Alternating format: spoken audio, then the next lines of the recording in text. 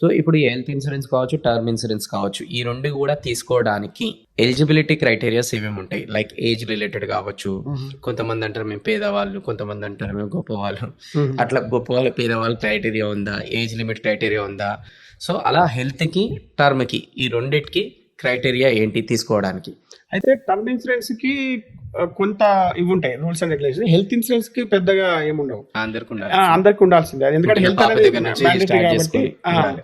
So health insurance అందరికి కావాలి తీసుకుంటే. ఇప్పుడు మన ఇండియాలో ఏంటంటే చాలా మంది రైతులకు కానీ వీళ్ళకు మన రైతు బీమా అని, అంటే ఆరోగ్యశ్రీ, మళ్ళీ ఆయుష్మాన్ భారత్ ఇటువంటి స్కీమ్స్ ఉండడం వల్ల చాలా మంది కవర్ అవుతున్నారు. సో అంటే కాబట్టి వాళ్ళకి ఏమి పెద్ద ప్రాబ్లం కాదు. అంటే దానికేమో అర్హతలు అవసరం లేదు, డబ్బులు ఉంటే చాలు, అంటే ప్రీమియం కట్టగలిగి ఉంటే సరిపోతుంది. టర్మ్ ఇన్సూరెన్స్ విషయానికి వచ్చేసరికి ఏమైందంటే టర్మ్ ఇన్సూరెన్స్ అందరికీ ఇవ్వరు.